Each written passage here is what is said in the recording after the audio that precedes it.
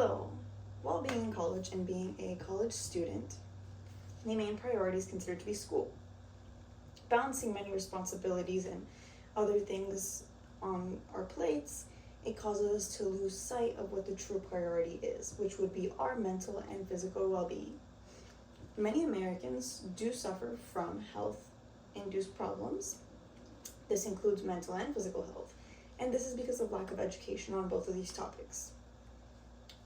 I'll be covering the problem of health education, how beneficial physical activity is, what the effect of mental health in our society today is, the solutions to the lack of education, and resources that may help people get out of sticky situations.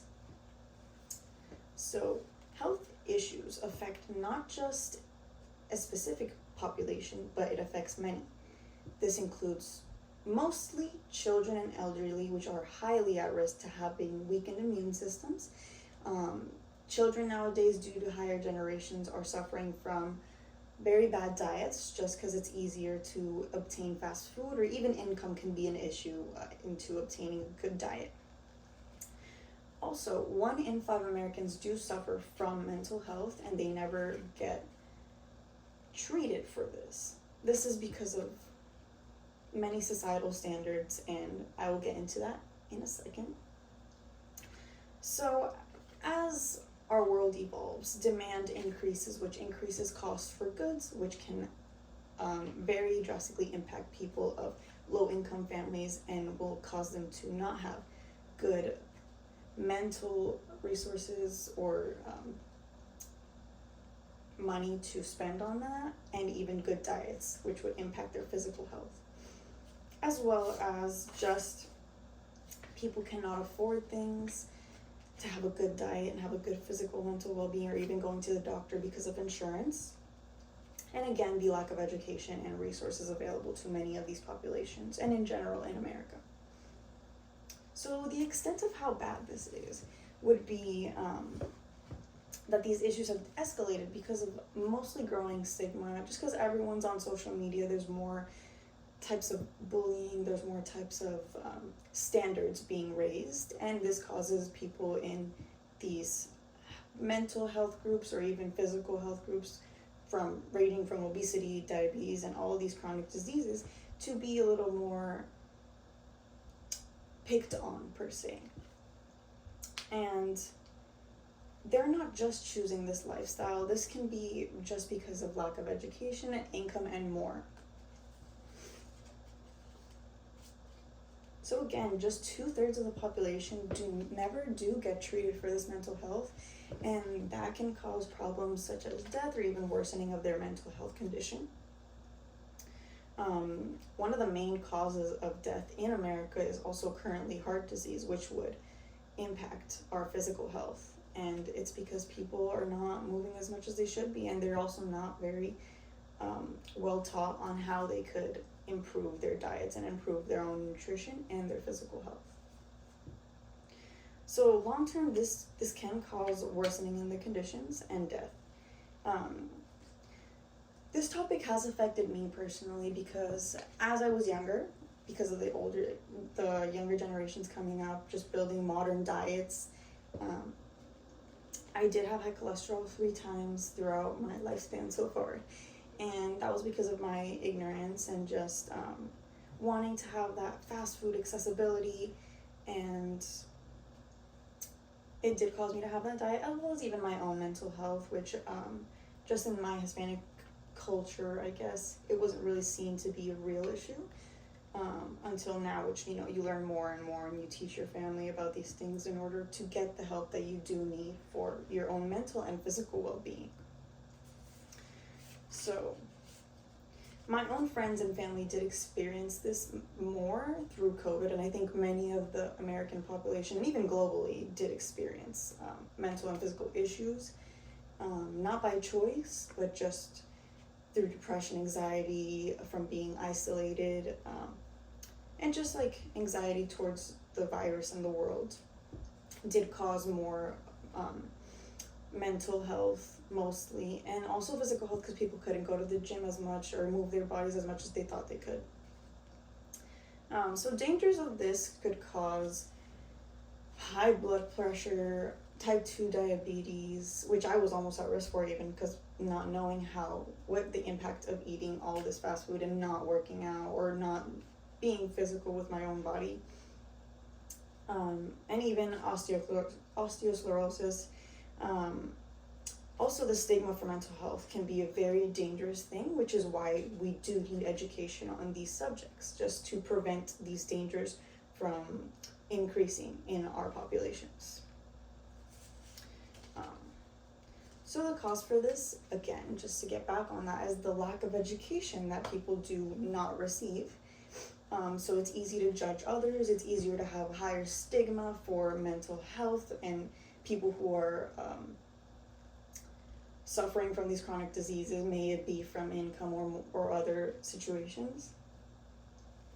The Mental Health Journal actually did conduct a study on what the effect of this stigma was on mental health, and it did prove to be a negative correlation between both subjects, I would say. And that proves even more that we do need more of this education to educate people in order to not have as big of a judgment or as big of a stigma on mental health being negative, or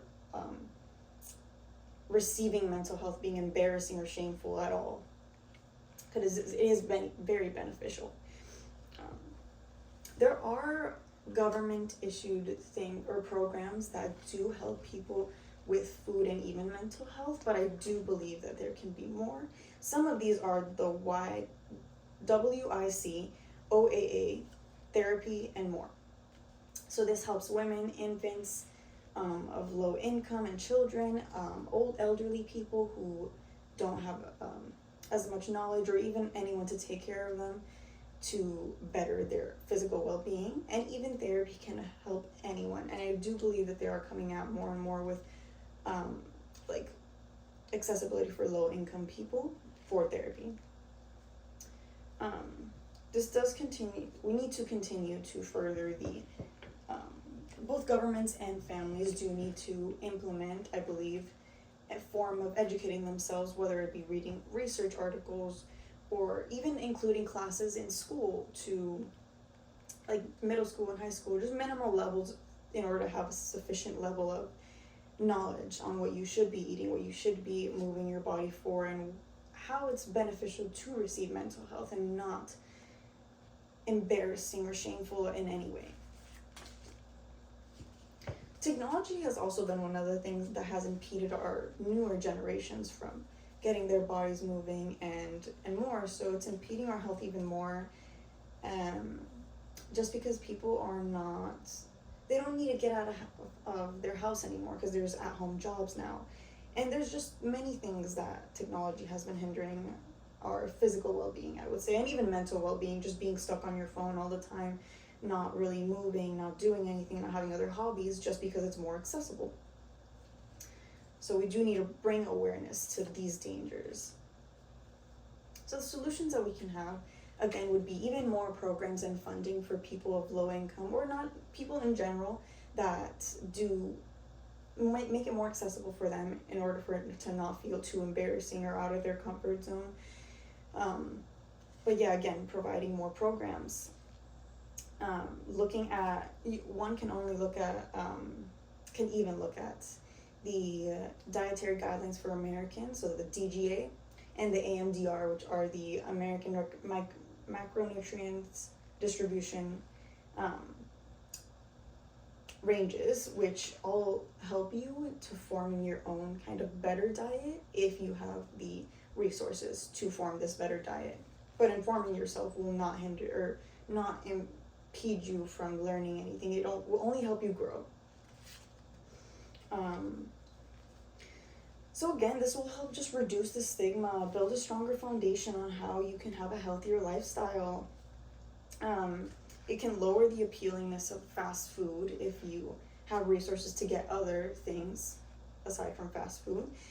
It can lower the embarrassment or negativity in seeking help for people who do need mental health help, so seeking therapy. And it can save Americans from further and further health issues that are not necessary in some cases. So again, today I've explained pretty much the effects on how we do lack of health education. We do need more physical activity, the effects of mental health stigma in our society, and solutions and resources that we can use in order to better this.